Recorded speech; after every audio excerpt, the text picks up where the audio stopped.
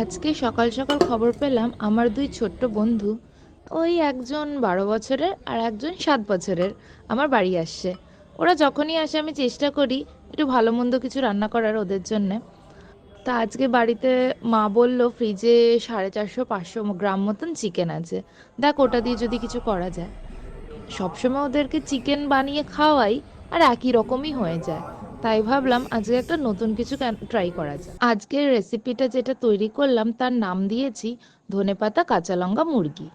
খুবই সহজ, উপকরণও কম আর মশলা ছাড়া একটা ডিলিশিয়াস রেসিপি, যার জন্য আমাদের লাগছে ধনেপাতা, আদা রসুন, কাঁচা লঙ্কা, একটা পাতিলেবু, কুচনো পেঁয়াজ, টক দই, সর্ষের তেল, গোটা গরম মশলা আর অবশ্যই চিকেন। প্রথমে মিক্সির বাটিতে ধনেপাতা, রসুন, কুচনো আদা, কাঁচা লঙ্কা, নুন, সর্ষের তেল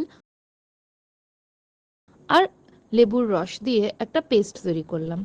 এখানে একটা টিপ রইল, যদি আপনারা ওই মিক্সির বাটিতে 3-4টে টুকরো বরফের দিয়ে দেন তাহলে পেস্টের রংটা খুব সুন্দর ফোটে। সেই পেস্টটা দিয়ে চিকেনটাকে 1 ঘন্টা মতন ম্যারিনেট করে রাখলে খুব ভালো, আধ ঘন্টা রাখলেও হবে।